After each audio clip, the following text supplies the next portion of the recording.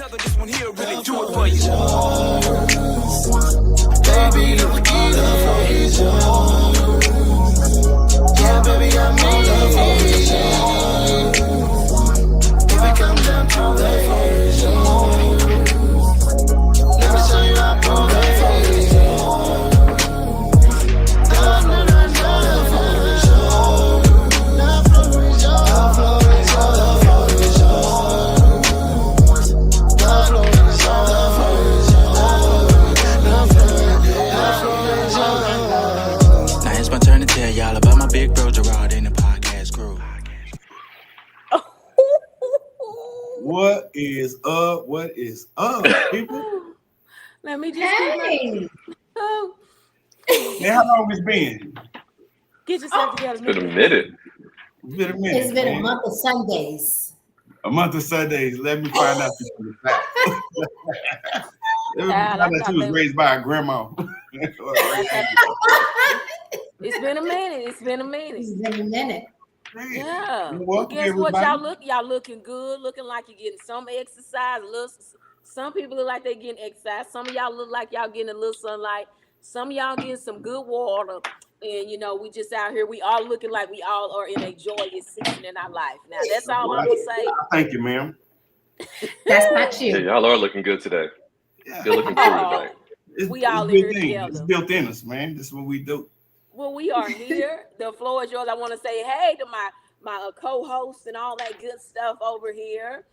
And as always, I come in to invite y'all into the Floor is Yours podcast, saying welcome, welcome, welcome. We are back and elated to be in your presence. So make sure you tag a friend, get in here, and make sure you share it on every social media platform from Facebook to TikTok, Instagram, LinkedIn. I think it's over there. MySpace, if you got it. I mean, if you're on MySpace, we want you to be here. Going over there on YouTube, where it's really where we're trying to get them what numbers up.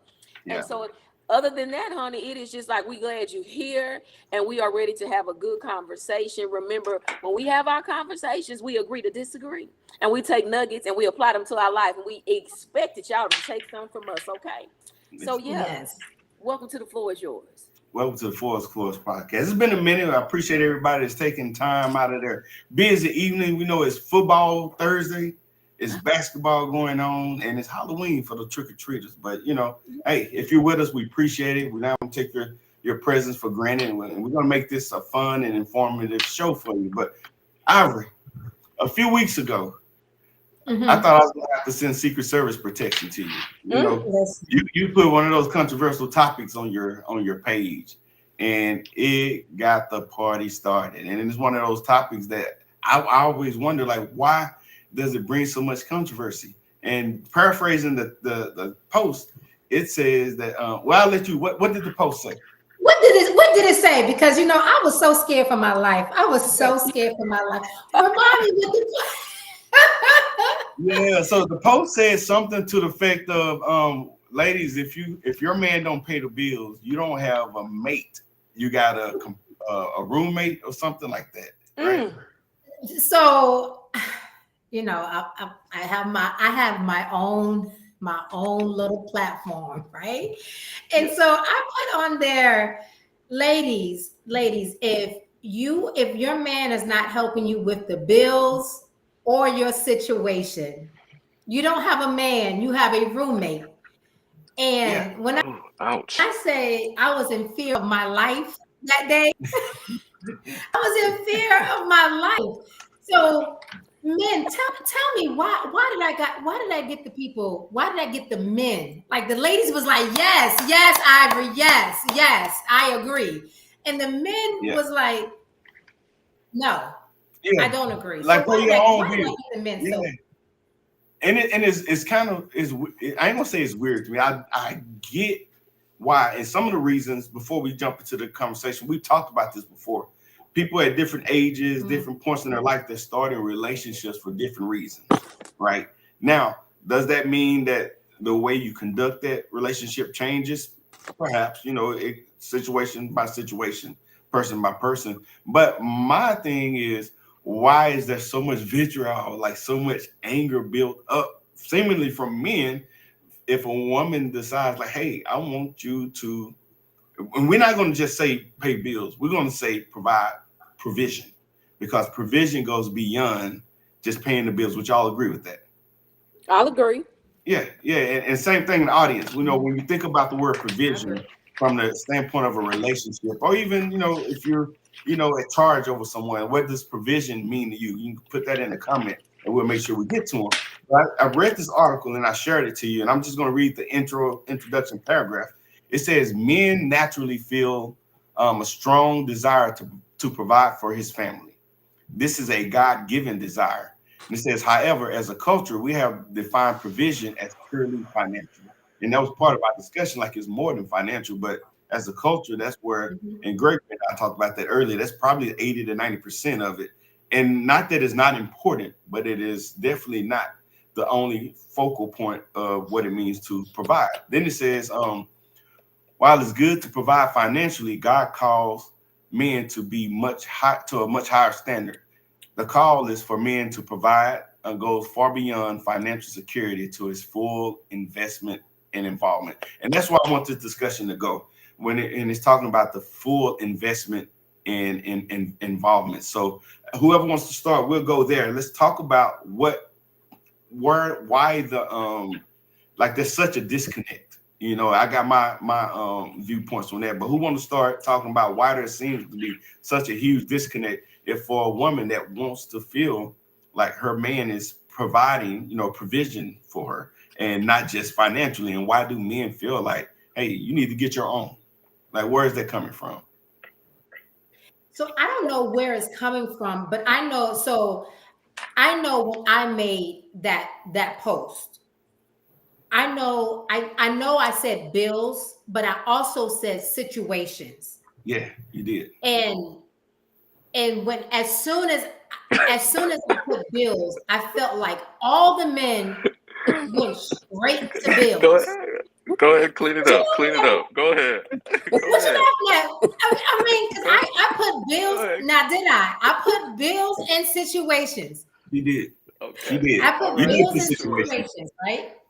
And so I may need my man to be there in the situation.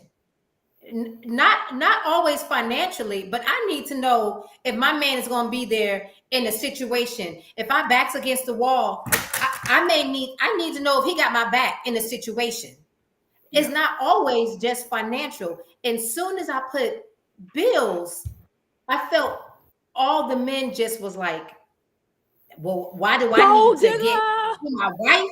If she's my wife, and why is she in that financial situation? What put her in that financial situation? Does she know how to manage money? You know, they went straight to the left.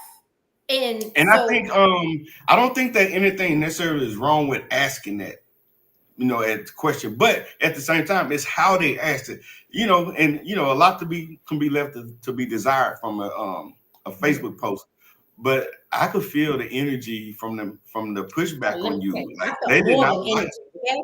Yeah. I almost had to deactivate my account. Yeah. You know, I think that when money is mentioned in the course of a relationship, and we put the onus on the men to, you know, have to provide for every little thing, it diminishes our value.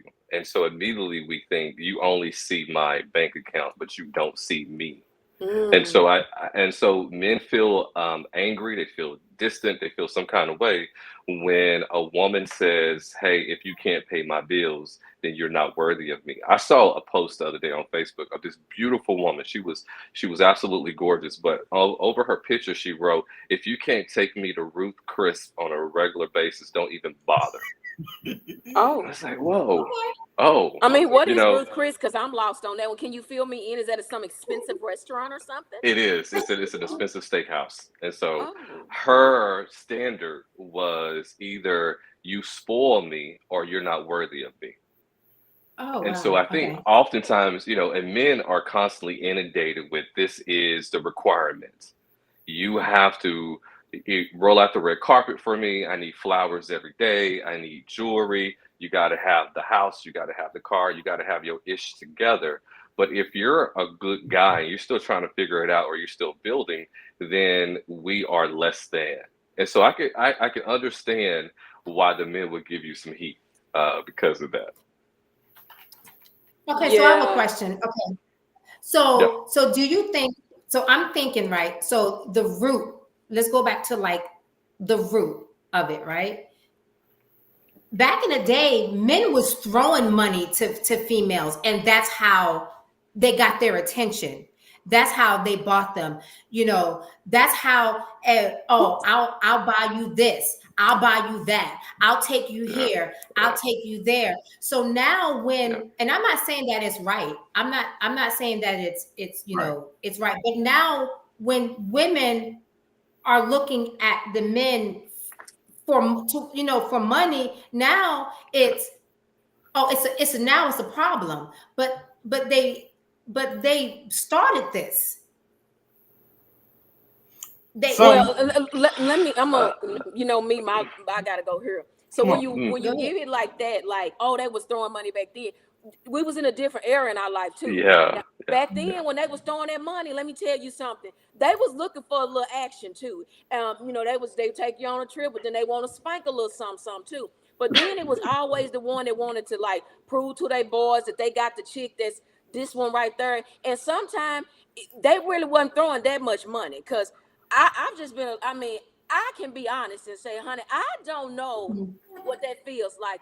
Oh, he pay all the bills. I just be honest. I'm just telling you the truth. I ain't never had it. Now we've been together. It was still we together, but I'm paying mine, you paying yours. There was nothing that was structurally sound. And this is just life. Now that I'm 50, looking at 20s, 30s, and all that, young mother and all of that, and then you with your dude. They definitely weren't taking to no expensive steakhouse. We was out here at Chili's and Bennigan's and all that, baby, and your meal probably wasn't no more than $20. They probably got you there on the 2 for $20 night. They over Applebee's. split. I'm just come on now, and then we out here just at the socializing. But if it was anything that was given, they were giving more, and this is not a jab or anything, but they was always giving a little bit more to the chick over there in the projects. I'm just saying, because it didn't require much from them, and that's not saying she wasn't a decent girl. It's just on how they looked and value. If they even thought you smelled like Gucci cologne, baby, they wasn't even trying to holler at you, because they was thinking that you was just all about money on how you look, not because of even what you said. So they'll be like, oh, she all about money, but they never got a chance to know you. They just looked at what you drove, what you had, how you worked, and all of those different things. And so now it's a different ballgame. You the same woman that has evolved, and you still was making money, still looking good. But at this point, it ain't even about how you look and what you dress. It's now about on how you carry yourself. So now that you've changed your life, you still fine, you can still do all that, but they'll sway away, because now they know standards are a little bit different when it comes to character. Yeah. So now, I'm just giving it to you both things, because I done lived that life over there, and most of them that was in my life throwing it up, baby, that was them dope boys and them ball players.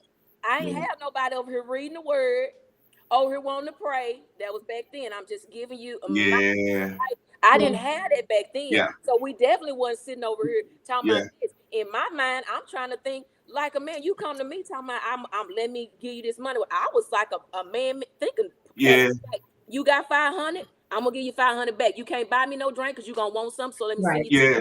So the part of it too is when it said men naturally feel a strong desire. I think the unspoken but understood part of that is mature men. Yeah. Desire, because you can't. Yeah. I think it's in most men, but some people, society can change your mindset. This whole nature versus nurture. If you're brought up in a certain way, it could change your mindset. And again, the vitriol, just the anger that was in that post, it kind of took me aback, and I was just like, man. My post? I know Ivory personally. So to see what they were saying to you, I was like, obviously they don't know her. They don't know her. And so for them to respond as such, it just made me wonder, like, what's in them?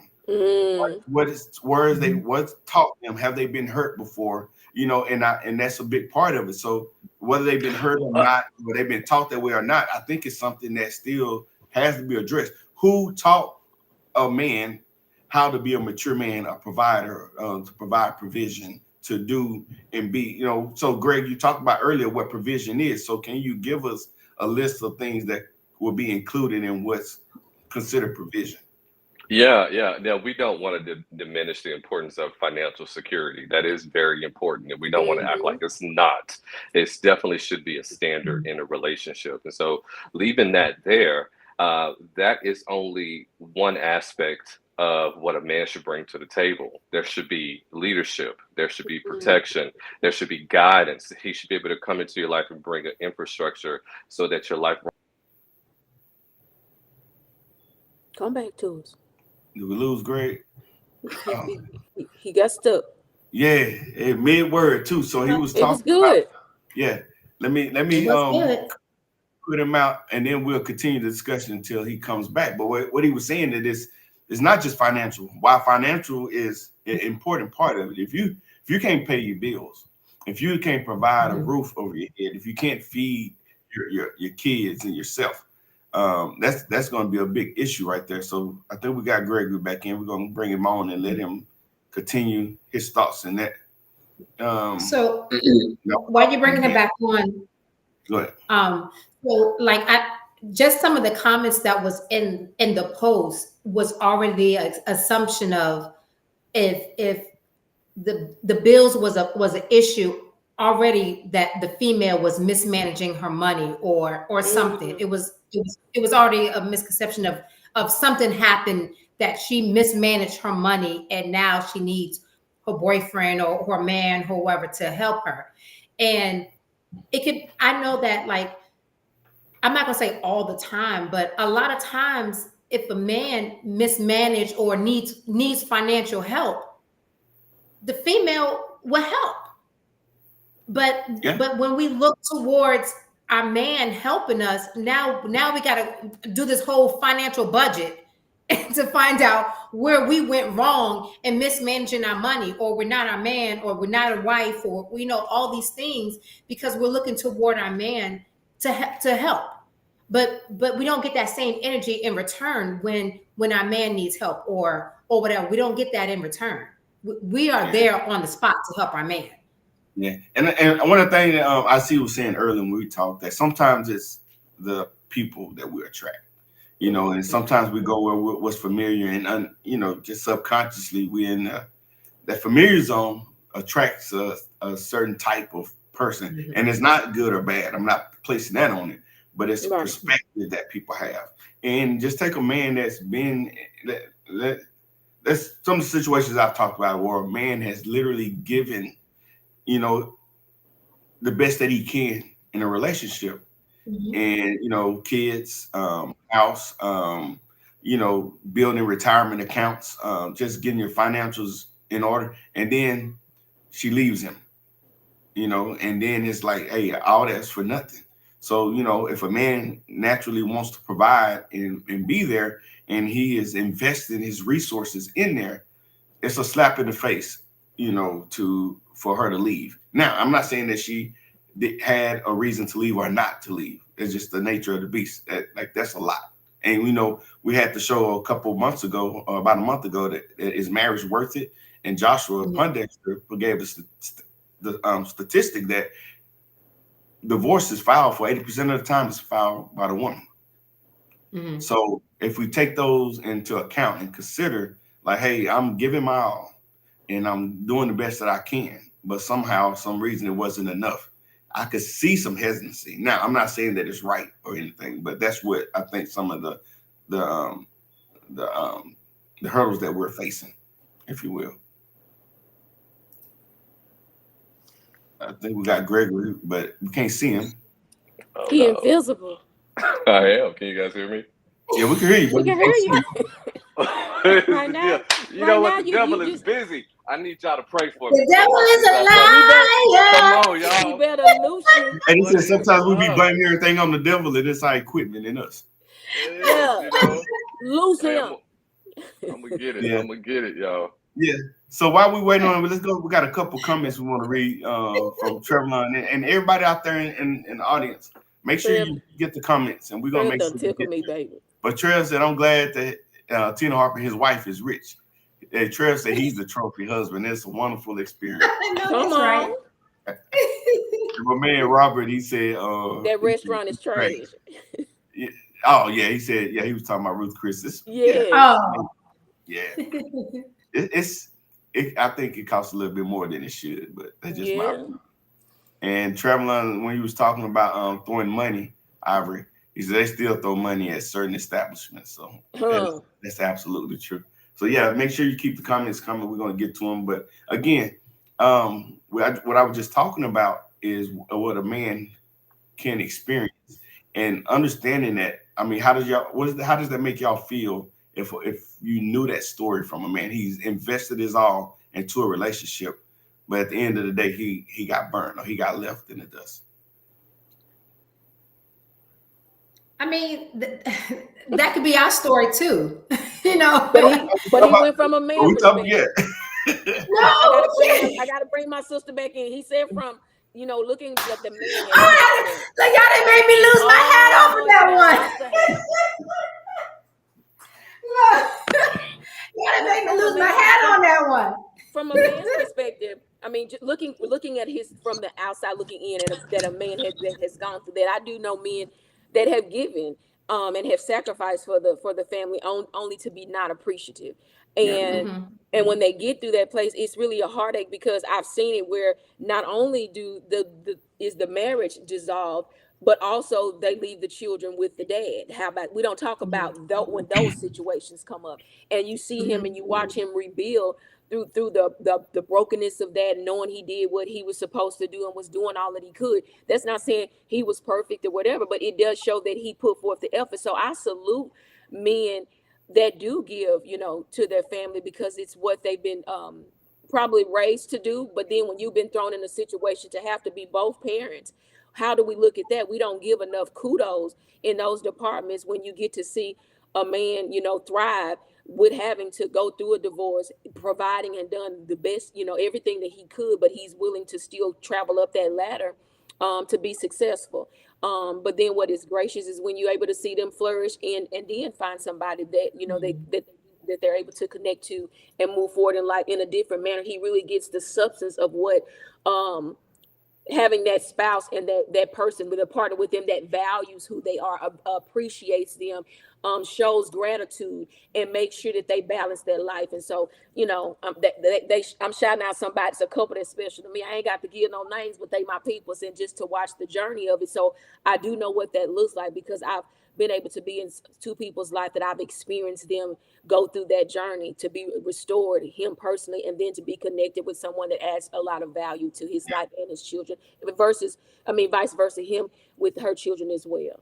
What about you, Ivory? What do you think about hearing those type of situations? I mean, can you, at least from an empathetic standpoint, like understand the hesitance?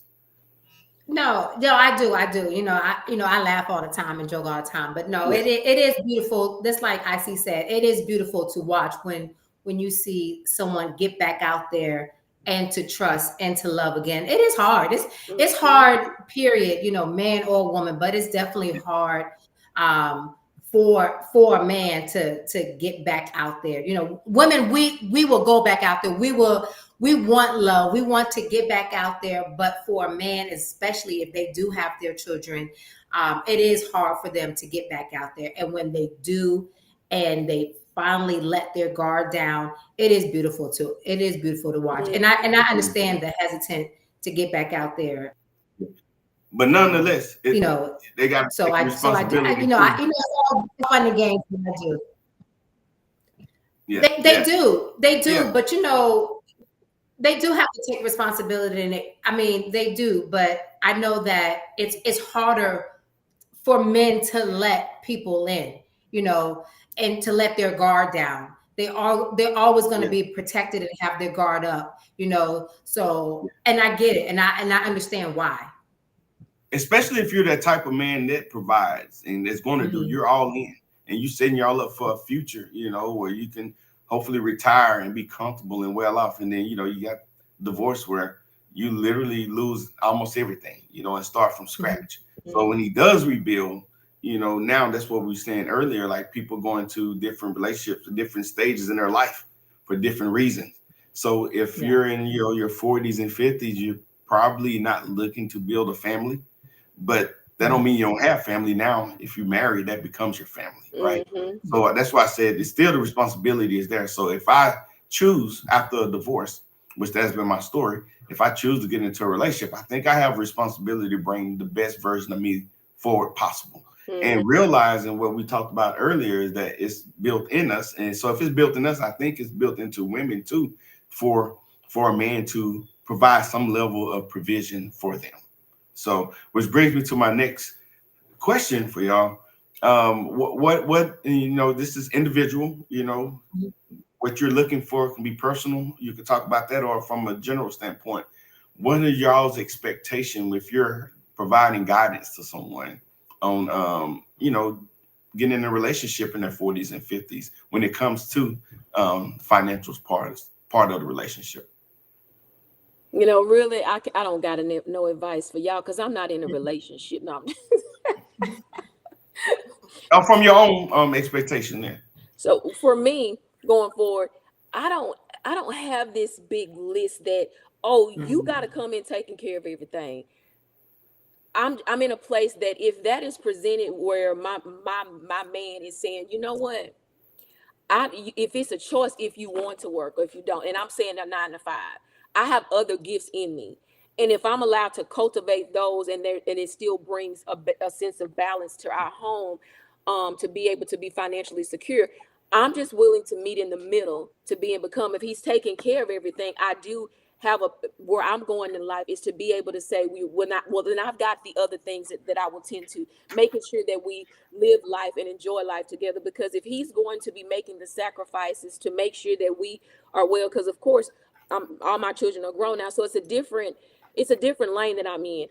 It's not about taking care of, us building the children, raising them, getting them off to college. Now everybody is grown and we're now able to focus on us, but incorporate our children, grandchildren, if they are there, but focusing on now really being able to establish the foundation of us.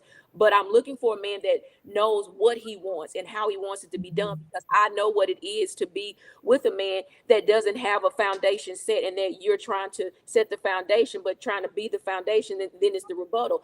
I just need him to know, be secure, be secure in who he is to me, to himself first, but what he is to me and how he chooses to navigate with me, and to be able to allow me to give insight without feeling like I'm tearing him down or trying to take away his value. Because I want him to know you are who God designed you to be, and that's what attracted me to you. I think women need to express more than just the financial part that we see in them and how we know that they can go and provide, but the fact that I know you know how to tend to my heart, because clearly it has to be tended to too. And then to just be that if there's something that I have, just a safe place for me to evolve with him, and that he's there to say, hey, baby, give me some guidance and things like that. I just want a whole different level of what I've never experienced. I'll say that. Things that I have longed for. And that's not putting a lot of pressure on him, but just saying, I want us to be and become together. I want us to understand what we should be to each other, sit down, discuss it, and move forward financially, all of those different things. And then that way we on a clean, slate together, not want to bring in old residue of how it used to be, but let us be afresh together. I know we've probably been through some things and we've gotten to a better place personally so that we can be whole and healthy together, because the healthiness of the relationship for me is what's important. It's not about the good, the bad, all of the money. It's about how healthy we are. If we're healthy together, then we navigate with a strong pulse. Sometimes it may, get a little fluttered or whatever, but then what do we do to get back to that strong pulse, that strong pulse, and keep going? Yeah. So you bring up some good points. I want to transition the question. I'll present this question to Ivory. Okay. Like, how can you help build trust to where he can get to where, because it's important. Can we all agree again that it's important to, at some level, to provide some level of provision? So if we agree with that, Ivory, what can you do to help build that trust to where he can be that person in that relationship? Um, just let him know that, like, when he's first of all, when he's speaking, just let him talk. Let him know that he can come to me about, like, I'm a safe space. Like, he don't have to hide anything. If he's having a bad day, listen, not cut him off and tell him about my bad day. Just be there for him. You can tell him about anything. Let's talk about it. Let's laugh. I'm not always going to be serious. That we can laugh about things, because if I'm always serious, it's like, I can't talk to her because she's just serious about every single thing. Yeah. So just be open and willing for him to just be able to come to me about everything. Yeah. And what about you, I see, as far as like, how can you help build that trust, so that he can be the best man possible if he's in that relationship? Because I'm sure you don't want a piece of a man that's partly there. So You how do want I build the trust in what? in him so that he can fully be there and a full participant in that relationship. Like she said, being the safe place, but allowing him the space to be able to be vulnerable and to be transparent and to ask questions, because sometimes we don't ask enough. I need to know. So in order for me to understand, to be able for him to trust me, it's about opening up to the portal to say, life has happened, but I need you to talk to me. Sometimes it may be difficult. And if you need, whatever you need from me, just allow me to ask you the question and let me be there to be there. I can't be your mom. I'm just learning from me. I'm not the therapist anymore. I am here to be able to tend unto him in the capacity that I'm his partner and not that I'm his wife, but I am not the healer of the wounds of the past. And I'm learning to navigate through that it is not my place to nurture it. It is my place to tend and to open up a place to say, I see you. I see that life has happened, but I'm here to help you get to a healthier, to a better spot, because you don't have to live in that place anymore. And just to let him know that when we need to talk, I'm here.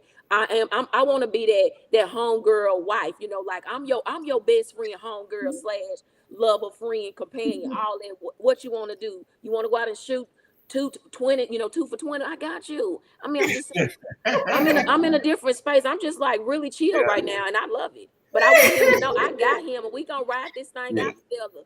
We So ain't gonna Gregory, Gregory, we were talking about like how can you build that safe space with a man so that when he comes into the relationship that he can open up fully and be the best partner possible. And what they were saying is listen to him.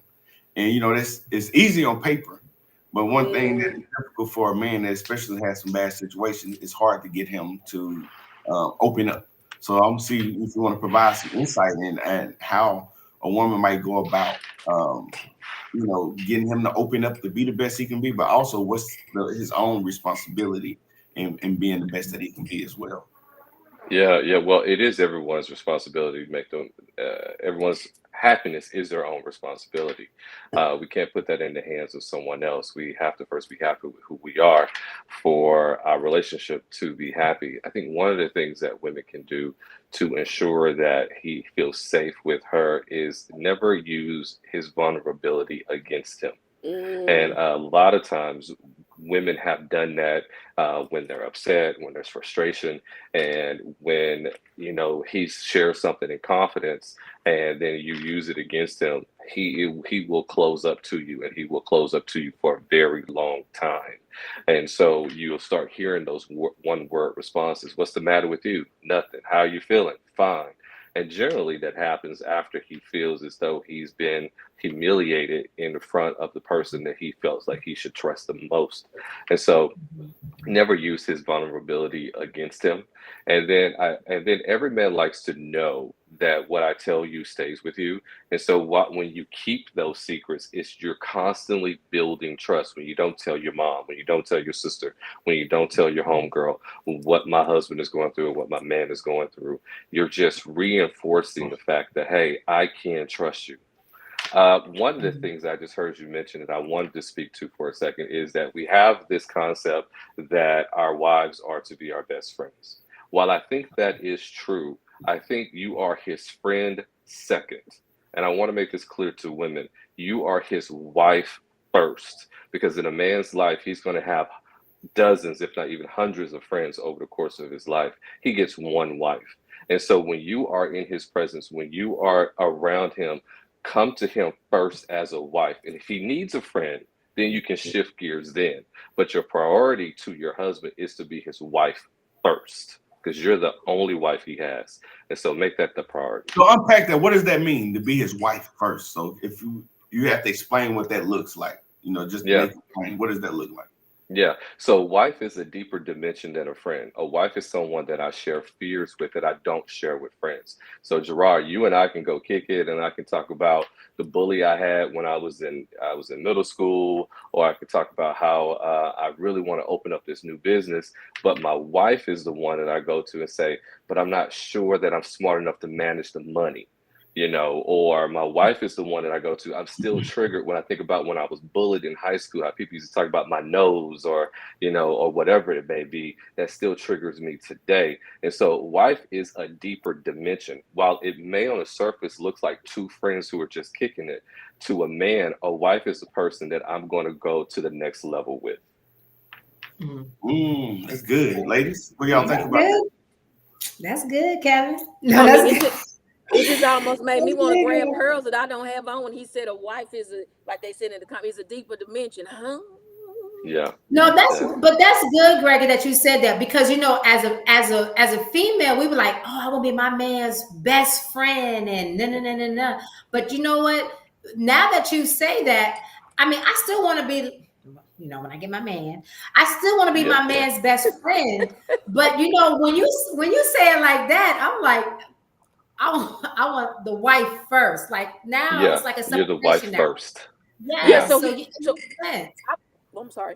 Yeah, so I get that, because I mean I'm still gonna have the friend in there, but I do get what he said. The wife is in the first person chair, and then the friend in there when you have to go to. I need to be. This is what I'm supposed to be, not need to be. This is the requirement. I'm in this place with him. So I do like the way you. Where it's an understanding that the friend is still in the equation. It's just the best friend is not at the forefront. The friend, correct. That's really good. Yeah, absolutely. That's good. So back to the topic. Should men pay the house bills? Yes. So okay. So that's an emphatic yes. Gregory, you say yes. I think you said it depends, and I even said no. So you said like the house note. The house bills, the house operates. So let's talk about the psychology of provision. Like from the lady's standpoint, if you get everything that you're asking for in this arena, this man is providing, he is leading, he is guiding, he is gentle with you, he is setting you up for a future so that y'all can retire at a good age. He's doing all these things, he's trustworthy.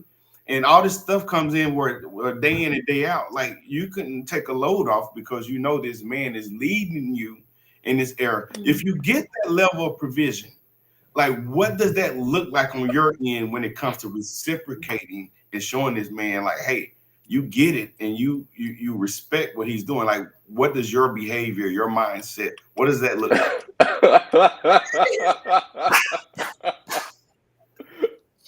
I see you.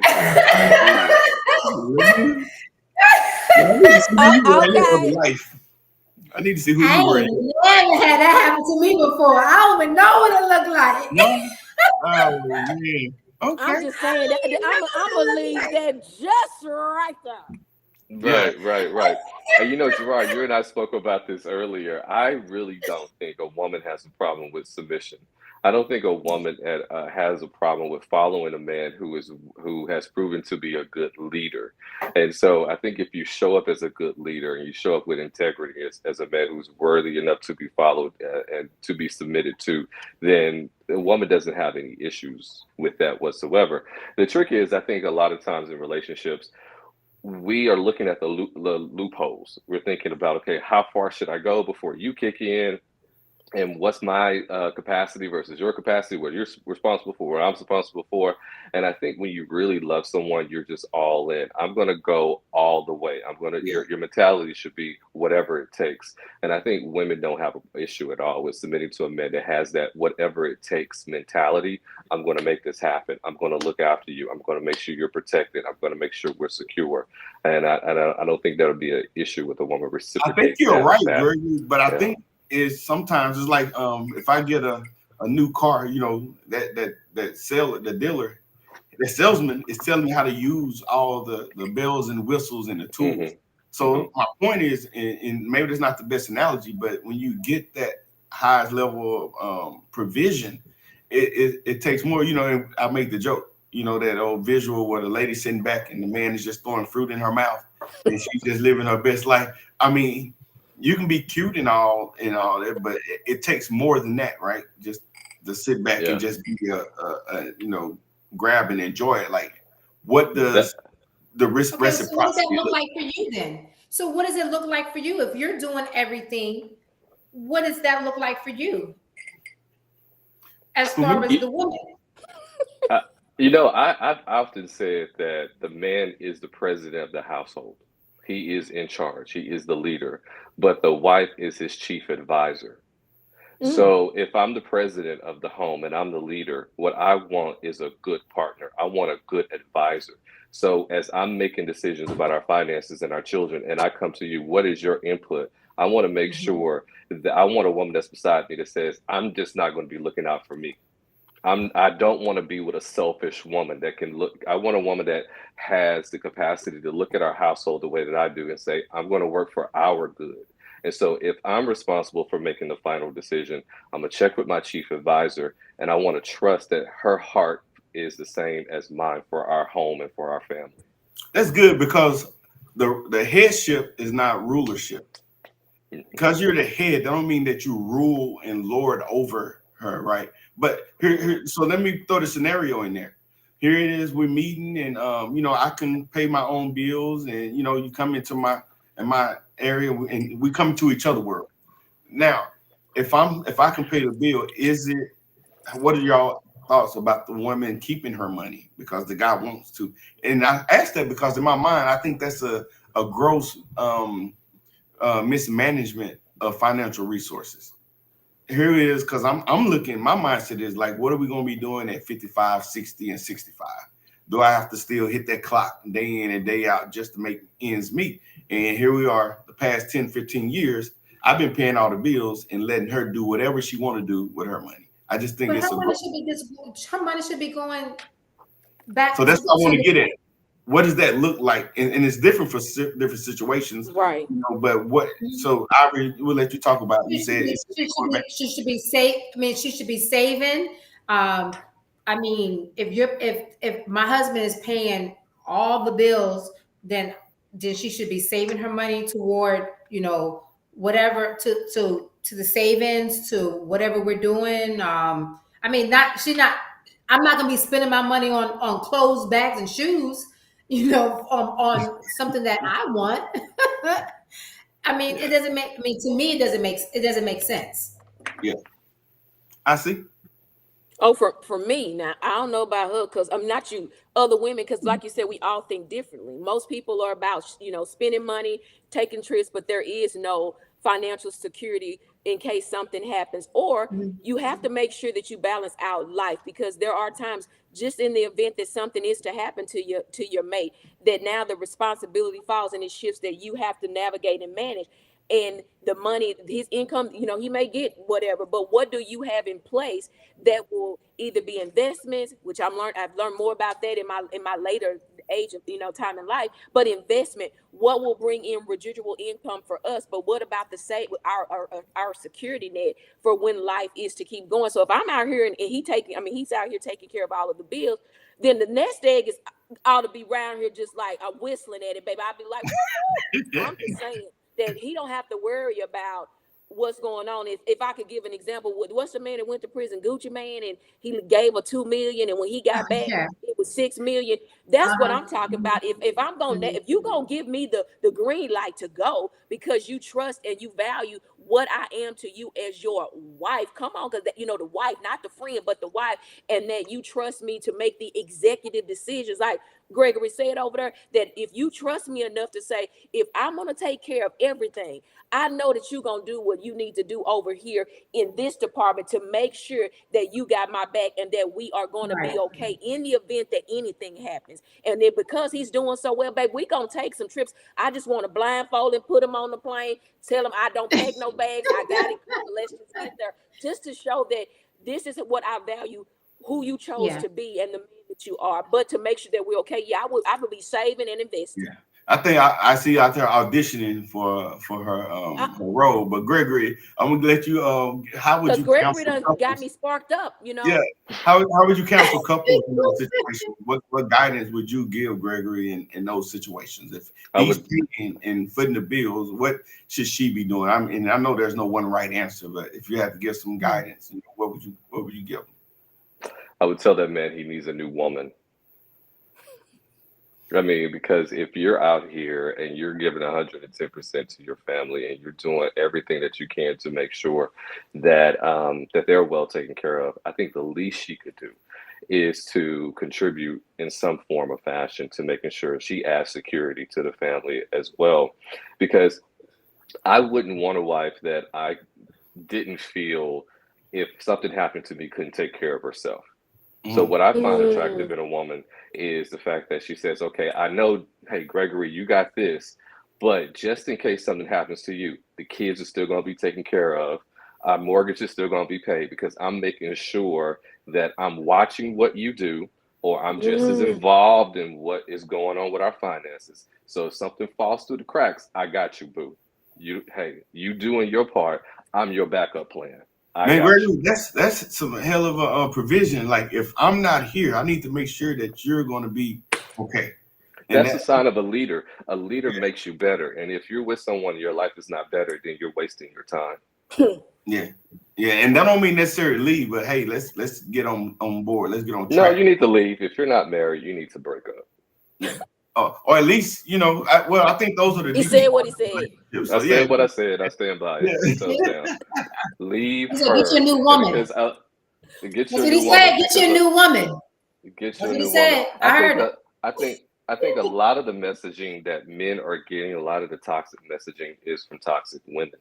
And so I don't think a real woman is just going to sit by and let her man, beat himself to the bone and not contribute. That's not a real woman, and she's disqualified.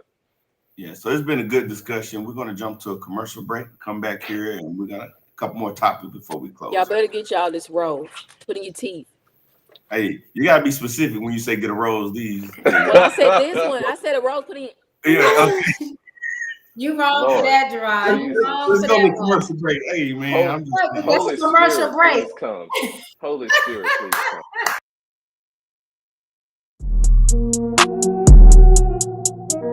Your success ain't gonna happen overnight. It may take a year, it may take 2 years, it may even take 10 years. For some people, it might take even longer than that. But one thing I do know, as long as you keep fighting and staying consistent, you will make it. Look in the mirror and ask yourself, are you gonna make it? Creed. Step in that water, step in that water, step in that water. Yeah. You gotta be willing to go out and get it. You gotta dive in it, go and get it. Step in that water, step in that water, step in that water. Yeah. Step in that water, step in that water, step in that water. That's my favorite commercial. I like promise. that. Yeah. If I told you I'm a freestyle Christian rapper. Yeah. Singing, I mean, I can get, but that's Miracle. He is one of our closest friends, but he is here in the DFW area more. So I think it's Frisco in the colony. He's in the colony. Yeah. In the colony. He's a barber. He's an author. He's an entrepreneur across the board, but definitely a man with many hats that's able to service you in the capacity that you need. You need a shirt, he got you. You need a beard trim, he got you. You need a haircut, he got you. He could probably even inspire you. So if y'all go back and watch the commercial, hit him up if you need to be taken care of. So shout out to our boy Miracle Claus. Yeah, and he just celebrated a birthday yesterday. Happy birthday! Happy birthday to the homie Miracle, the official barber for the Floor Is Yours podcast. Happy birthday. Good deal. So yeah, there's been a lot of good talk right here. Again, the topic is, should men pay the bills? And part of that what we want to make sure we address was the psychology of it. And we talked about if a man is providing at those high levels, what does that mean from a female, from the woman? What is she looking, and like how can she make sure she's managing that in the appropriate manner? I want to take us back to a couple months ago when my man Gregory talked about if Don't he asked, do it. Don't do it, my brother. Yeah, do it, because I Don't do it, my didn't brother. gotta know. Come on, brother. yeah, Yeah, Gregory's like, if I done bought trips to the Bahamas and paid for cruises and paying the bills, and all he wanted is a sandwich, he shouldn't have to ask too hard for that, right? And I'm probably softening how he asked or how he mentioned that, but we had a little fun with that. But I think there's some seriousness to it, and the seriousness is how perfect does this man have to be in his providing or giving a provision? If he says something that's not so pretty or does something that's not so loving, like how do women continue pouring the love and being supportive and not sinking the ship because he's off his game momentarily? And I think that's a real issue that we have challenged with. So Gregory, what do you think? I just want to stress that I use that as an example. And what I was trying to illustrate is that when a man is on his square and he's really handling his business in every kind of way, and he comes home from a particularly harsh day and he says, yo, babe, make me a sandwich. Is that a forgivable thing because he wasn't nice, because he wasn't loving, because he wasn't kind? You gonna make the sandwich, I see, and eat it with him? Yeah, right. He's had all With chips. With chips. With chips.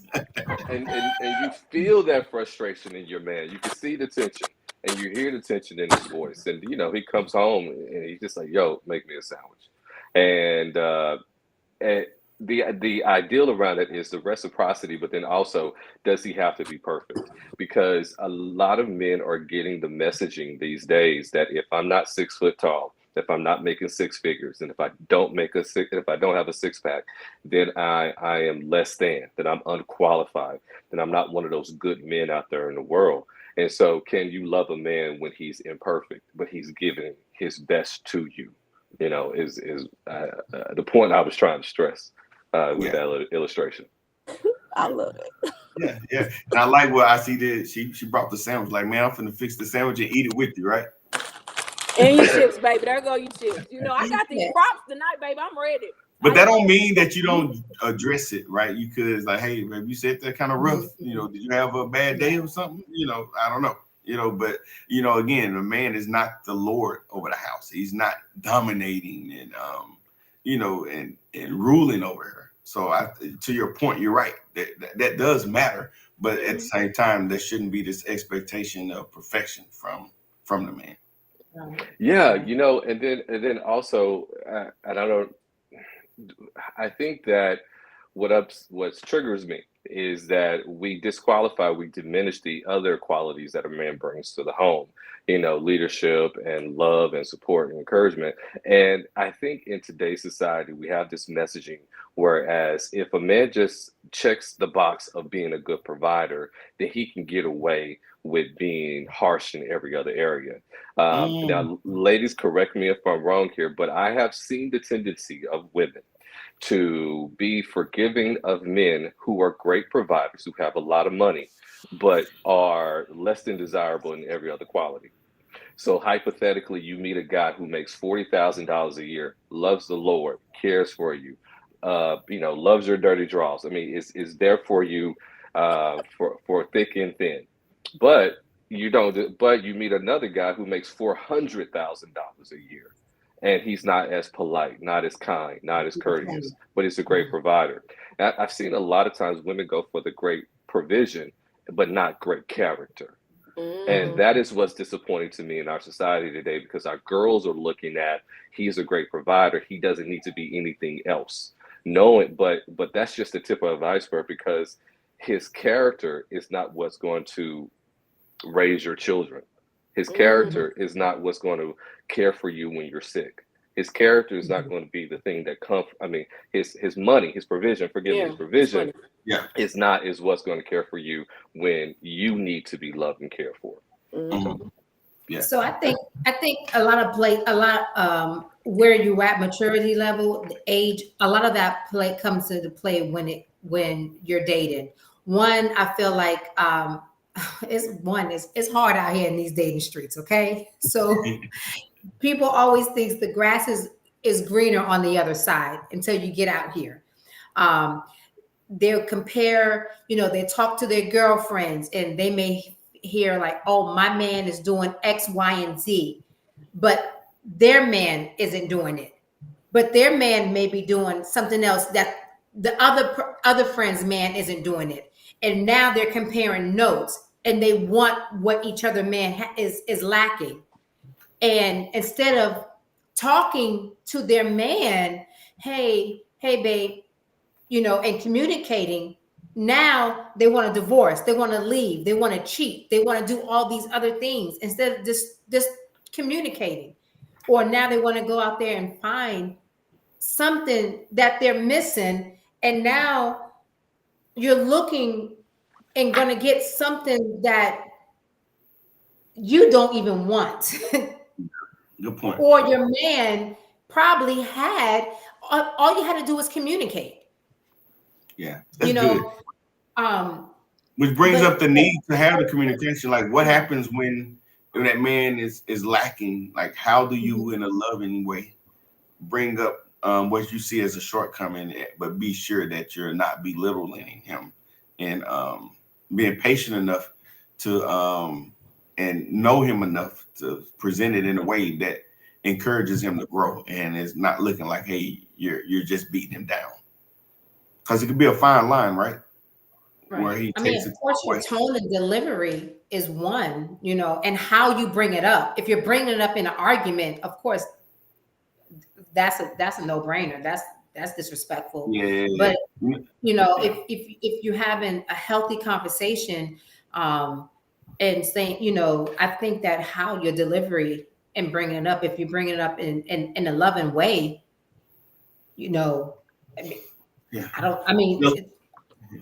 Well, even experience, you can bring it up in a loving way, but it's still going to depend on how they still process that information. Yeah. Because you can bring it in as loving as possible, but if there is a lack of something that is a negative, something from the way the mother spoke, or women in general, period, or what they're taught spiritually, however you bring it up, it can still be like, nah, you ain't got the right to say that to me, and things like that. So therefore, then you get shut down in a place that you're still trying to say, I'm trying to be here for you, because there's nothing worse than being, per se, a wife and to be a helpmate, and they don't want the help because they look at it as you're trying to be an over me or to tell me, dictate, and that's a hurtful place to be in. And then what it causes you to do is shut down, and then there's no communication at all, because I'm trying to be what I need to be. You're not just trying to help. But because you're not in that headspace, or you're being groomed a different way, it can be difficult. But that doesn't mean you don't try. You may have to try another route. And sometimes, being quiet, but then we always say, well, just pray about it. Well, prayer changes things only when the other person wants to be changed. God can't force. Sometimes that prayer gonna change you though, and not necessarily. Yeah, but what I'm saying is with that too. But what I'm saying is God gives us a choice, so He's not going. That's a choice that person has to make. I can give it to the Lord to work to help me navigate through this situation I'm going through with my partner. But until my partner's heart changes, or his mindset and his will to want to do it, I'll be over here talking about, boy, I'm finna tell the Lord on you. I just let that be what that's gonna be, because I can't navigate. That's something my partner and the Lord have to work out. And I had to learn that. I'm like, I could ask the Lord all day long. I ain't trying to say whoop him, but then you look at what that says. If you don't even, I don't want to misquote the scripture, but it was about your wife. He doesn't even hear your prayers. That part. So it's just, let me just leave it on scripture, because most time we want to battle with scriptures, even in marriages, so that we can prove that we right, or we in our side, and this we just don't get anywhere. So until we can navigate and give the time and space, if I give it to you and you shut me down, then I'll just, do I have the right to say you hurt my feelings without you thinking I'm too tender? Or you didn't really make me feel, like that I was a helpmate in this situation, but I'm not being a whiner. I'm just letting you know this is the part of me that I want you to see, that I care about where you are, and I'm just trying to be the helpmate. That's it. Yeah, so let me.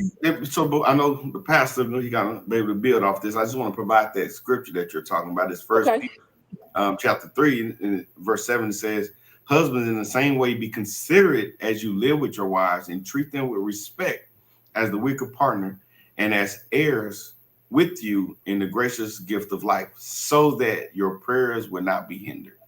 So that's it comes with a promise when you're gracious and kind and polite to your wife. Yeah, God hears your prayers as well. Because they'll throw up that scripture, we one flesh, and you got to be some. They'll do that, and I'm telling you, Your it'll body be is not your own, right? that part. What? Hold on, let me come back. Go back in, girl. Get that hold the rose in your hand. Body too. What Stay you got? centered. What you got, Pastor? Well, a couple of things. When it comes to giving criticism to your husband, I have found that it works best when you have a designated time. Every married couple should have a marriage meeting. And so that your husband doesn't interpret your critiques as situational, you are better off with having a designated time. So Sunday after church at 1:00, we go have brunch, and I air my grievances and you air your grievances. But if it's like on a random Wednesday, he may toss it up to, "Oh, you just mad because I didn't wash the dishes," or that sort of thing. So if you have a designated time, generally men are more open to hearing it because it seems like you are presenting yourself to be more logical with more clarity during that time. To also add to what you were saying, that if husband has strife with his wife, then the Lord doesn't even hear his prayers. And I think that should be a qualification that a woman should have when she's looking to marry a man. Marry a man that believes that the way he treats her is going to affect the way God blesses him. Yeah, come on, man, that's good. That's I don't good. even got long hair, and I feel like I needed a hair flip. Yeah. Hey, but when Peter was giving his word, though, I like this one in verse 1. It says, "Wives, in the same way, submit yourselves to your own husbands, so that if any of them do not believe the word, that they may be won over without your words, but by your behavior as their wives." So that's even that. So that takes a level of faith, and we talked about this before. If you try to do this without faith, you're going to panic, and you're going to always have your hand in it trying to figure out how to not fix you or the situation, but to fix it. And I think that's going to bring about a bunch of issues as well. Yeah. If I could go deeper just for a second, this may get Go me deeper. into trouble here. When we talk about men's provision, oftentimes men get disrespected when women give more respect to men that are able to provide more. As we look at the scripture does not say that the man is the head of the house. It says that the man is the head of the woman. It said that head of the wife. I know that the heads up, so that hurts a little bit, right? And so when a man, the husband, sees his wife give more respect to her boss, to the pastor, it is a feeling of disrespect, because this gentleman, in his eyes, is able to provide greater provision. And so when we look at the scripture, the man is the head of the woman, not the house. He's the head of the woman. And so her allegiance should be to her. And so what that tells us, and just to interpret it with a sober mind, it means that you should not have a greater allegiance to any other man than you do your husband, even publicly or privately. That's my post. It should not be shown that you give your manager more respect than you give your husband. It should not be seen that you give your pastor more respect than your husband. The man is the head of the woman, not the head of the house. And this is really focused on individual responsibility too. So again, we're not talking about what feels good. We're talking about the order of the Christian marriage.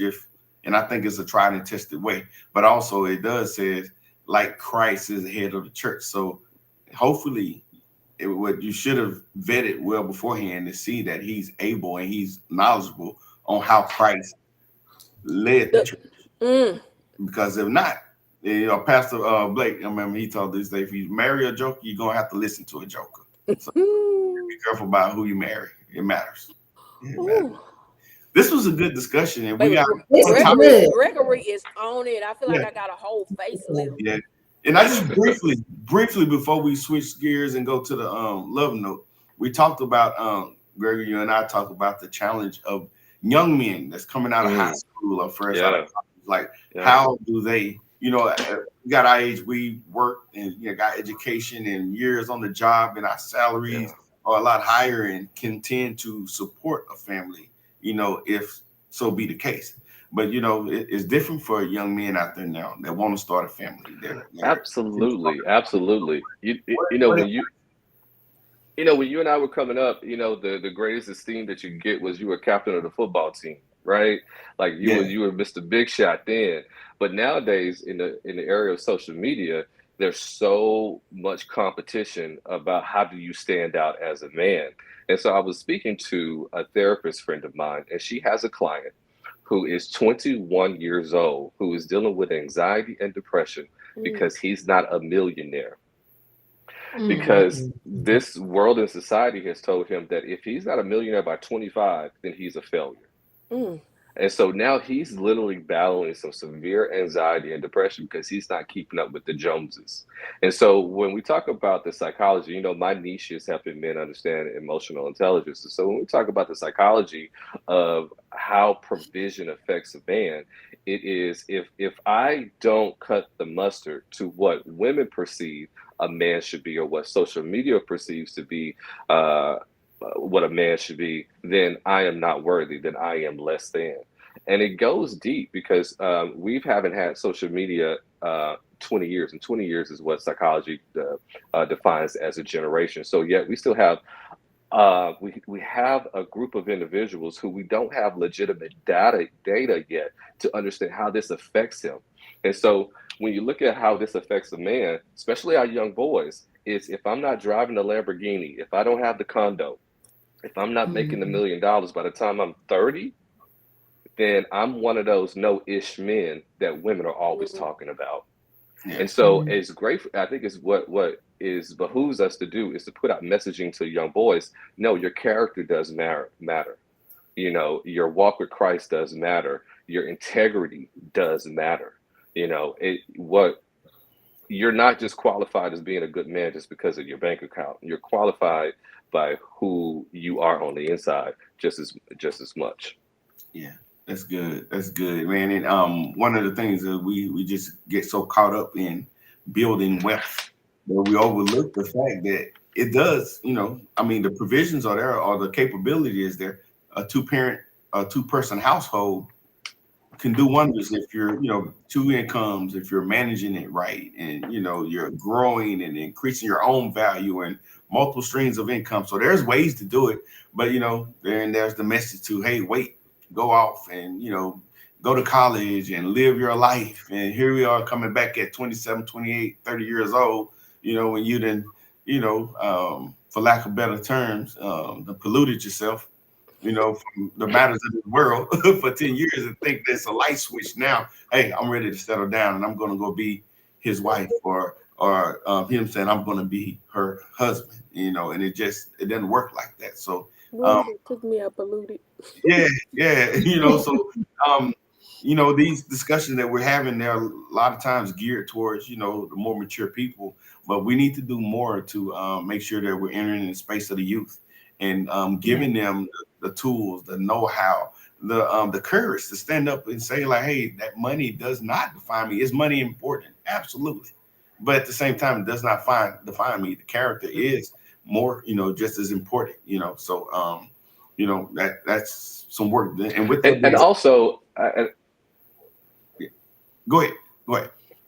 no, I'm sorry to interrupt, but I also wanted to stress that we need to look at money as a tool and not just as a goal. Because there is a couple that I know where the man made less money than the woman. He was a mechanic and she was a lawyer. And a good year, he made $80,000 a year. She made $250,000 a year. So there was a big wage gap there between the two. However, he lived like a king, but she was living paycheck to paycheck. And when they got together, he came into her life and showed her how to manage her money so that they both are succeeding. And now she's helped him buy multiple car shops. And now they have a solid security blanket, if you will, because he was able to come into her life and teach her infrastructure. And so money is a tool. And so find a man that sees and understands that money is not the goal, but it is a tool. And what are you going to do with this tool? And he could make less than you, but if he knows what to do, he could really change your life for the better. That's good. That's good. Man, so yeah, we're gonna operate in that space a lot more in the coming months. This was fun. It was a great topic. I'm edified. I appreciate the discussion all the time. Gregory, sorry you didn't get the note about the hat, man. I know. Next I time we'll missed the be ready. hat. We'll run it back. I almost Yeah, was out Got too. hats. But this is one of I my know. favorite. Yeah, one of my favorite parts of the show where we get to listen to our love note from I see Miss Inspirational Chick. So this is your time to give us some good pointers and nuggets to walk away with and Man, keep us full until the next time. man, let me tell you something.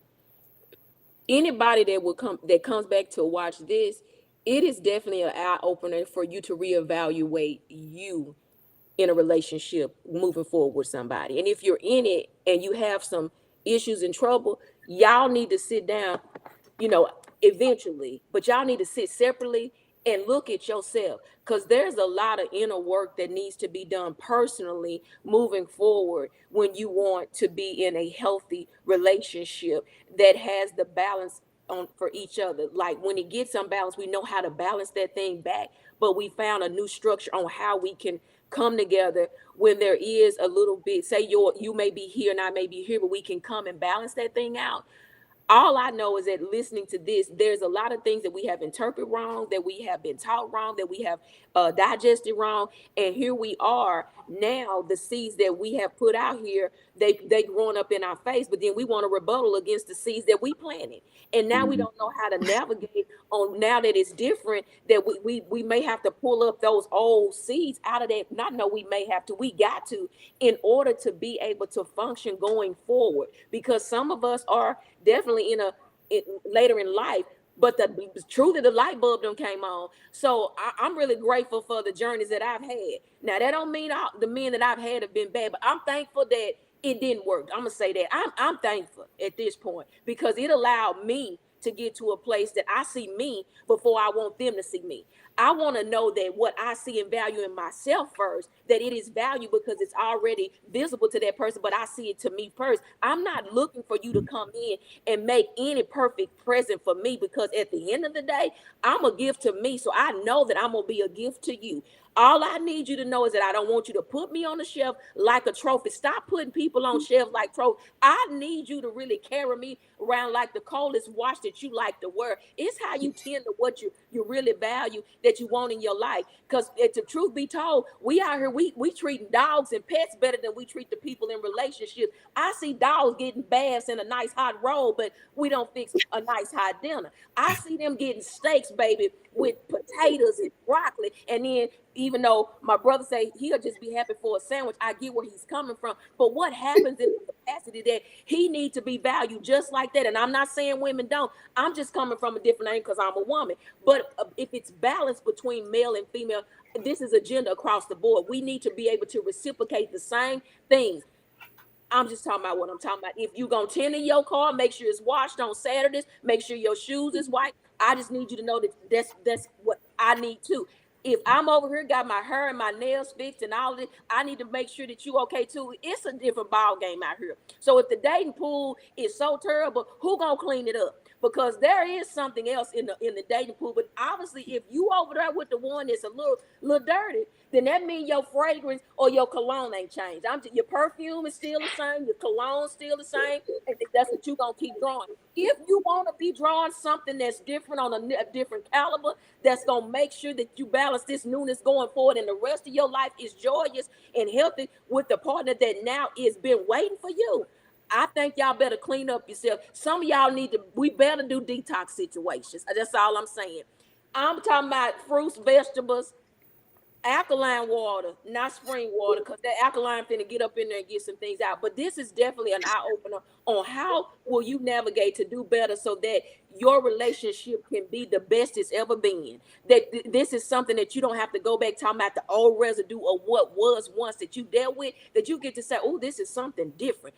I've longed for the richness of the relationship, not the money part of, but the richness of the substance of what we value in one another. You hear me? I ain't gonna go too much further, but all I know, honey, if all my roses is fake, I just want them to know that if he need a sandwich, he getting that, baby. If he need me to make sure that I can turn 20 into 2000, I got him. I'm rolling like I ain't never rolled before, and I just know he gonna roll with me. This is how it's supposed to be. I want to be happy that that I can say that's my man. And I don't have to be, like, oh, I can just say that just to make it sound, good. But to really say that when they see us and we laughing and we happy, that is just what we are, because this is our life. Will we have some things that we'll have to navigate through? Yes, we will. But we'll be able to sit down and talk about those things, and we won't have to be over here feeling like, you put me down, because we have an understanding that we are here to be helpmates to one another, to see that we flourish together and we live out the rest of our lives in the most purest and healthiest place. So I know that y'all need to take this nugget. You are worthy and valued of the purest form of love moving forward in your life. You hear me? The purest. Because when it's pure, baby, you ain't got to try to manipulate it to get it this way. It's just going to flow. So may you live in your overflow of pureness, of being loved, but I need you to do it with yourself first. Check the places in you that need to get right and line it up with the word of God, because clearly we've been out here reading it wrong and moving over some words or adding something that ain't been there. I'm just saying. So value what you got. Don't put nobody else before. If you're married, stop putting your pastors and everybody else before your man. Sit down and talk to your man. Stop putting your other friend girls and all that before your wife. Sit down and be with your wife and your husband, and then sit and talk to them in the second chair as a friend. That's good. Because you don't need another friend to have to come in and do nothing for you, because you can talk to your wife first and then sit over there and say, girl, homeboy, let me tell you something. Yeah. I'm just saying, it's a newness. Check yourself. Redirect your thoughts. Look at what you value differently and what you want, because what you want in the person that you're going to get with, you should already possess that. You should be able to give it out at this point, because we should be healing. And that's all I got to say. Do the work. That's all. Do the work. Do the work, man. Don't love me. Right. That was great. How you do it at the portrait night? Don't you snap your finger when it's done? Do the work. Yeah. Wow. I need to talk to you every day. Man. Okay, you got it. You got it. So that's good. That's good. So, man, we're gonna wrap this thing up. But I pulled off for you tonight, Gregory, and that's just how it is for me. So I'm not the Doppler girl that God, that Holy Spirit be like, I just need you to listen to them, and that's how it always has been since I've been here. If I can just sit and absorb, it's good for me. But it also checks some things in me to say, oh, you need to. It's self-awareness, and I'm in that place in my life where self-awareness is the most important.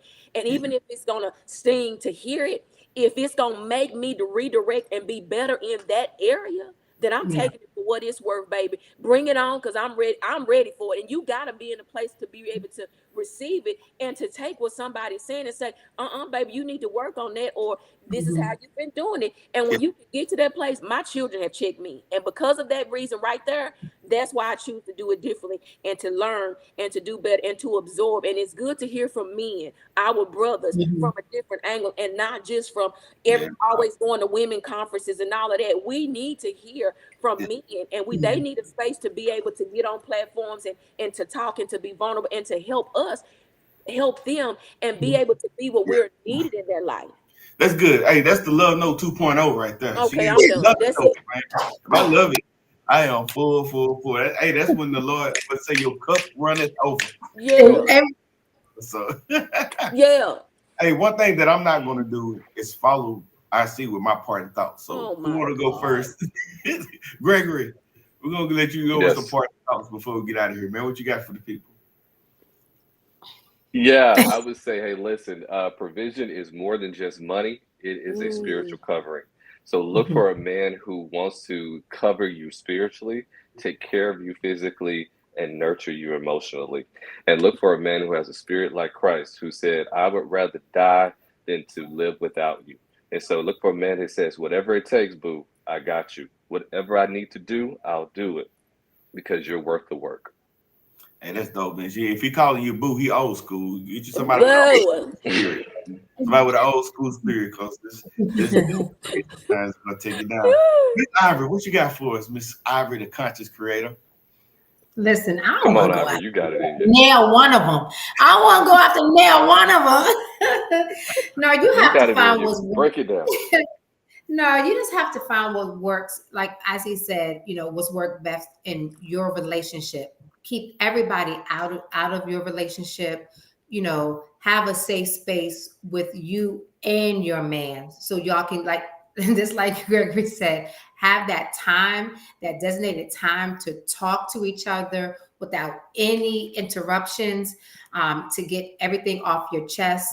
And what you do in your relationship may not look like what anybody else is doing in their relationship, and it's okay because it's not for everybody. But whatever works in your relationship, stop comparing. If it works for you in your relationship, that's all that matters. Stop listening to what everybody else says. Well, we don't do it like this, and our relationship is not your relationship. So whatever works for you, what makes you happy, and be there for each other. That's all I gotta say. Yeah, and my words will be real simple. There's this verse that says, "Where the treasure is, so is your heart," and I think that's appropriate for this message. So sometimes we think that we're giving and it's for the benefit of the other. I think it's for the benefit of the giver too. And it said it's more blessed to give than it is to receive. So if I'm giving my treasure to this relationship for the betterment of the people that's part of this relationship, whether it's me and my mate, or if we have kids, whether even a blended family and her extended family, when you're investing in that, it's building it up. So I think that it's important that we understand that your treasure is not just for the betterment of the person you're in a relationship. It also empowers you and encourages you to do more, especially when you see what you're investing in flourish. So that's my part. Where your treasure is, so is your heart. Just remember that right there. So, man, this was a fun show. We went over a little bit, but Gregory and I talked earlier. We knew that we would, but it was fun for me, and I hope it was for y'all and those out there in Facebook and YouTube land. But you know the deal. Like, share, subscribe if you haven't. Share this not just the platform, but also this show with people that you think would benefit from it. The information is only as good as the people that it reaches. So help us with our reach. Help us get the word out there. Relationships, we say it all the time. It is the core of our existence. None of us would be even here if there was not a relationship, first. So, but that goes beyond the intimate relationship. It's friendships. It's partnerships. It's your leadership when you're interacting with other people, but especially in these days and time, I just want to remind everybody that your neighbors, and that's anybody, not just people that's next door to you, anyone that you run into in the public. This political season, it's been nasty, and I can't wait till we can start to turn the page and start to, and it happens every 4 years. We beat each other down, and then we act like it never happened. That's the beauty of forgiveness and the mind that we can move on past it. But remember that he didn't just command us to love our neighbor. He said to love your neighbor as you love yourself. That's a charge to do more than do no harm. But we're supposed to provide provision even to our neighbors. So be nice to each other, be good to each other, treat each other well, but especially those that's in your charge, husband, wife, kids, and family. So that's it for me. This was a fun show. We're gonna bring this thing back. We're gonna run the this new outro that Tamika built for us. She's got a lot going on. So follow the page, man. Follow the page. See what's going on with Mogul. The floor is yours. Us for. We're gonna be back more frequently, especially as the year closes out. So just follow us. We're gonna come with some more hot topics, man. We got the resident expert, Mr. Gregory McKinney. We got Ivory, the country creator. She can always start a fight over there on her page. Like nobody. So, hey, we appreciate everybody, and we'll see you back here in another week or so. Another, this one here really do it for you. Baby, the key is yours. Yeah, baby, I'm if it come down to that, let me show you how to play.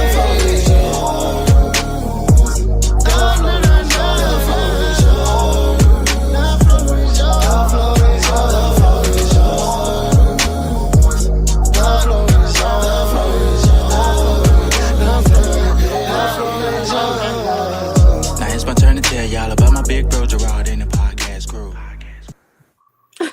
I don't have many regrets. Like One of my regrets is that I can't sing that chorus like the dude that sung that, man. If I could, it'd be on. Oh, I better be glad I can't sing. I'm glad. I'm so glad.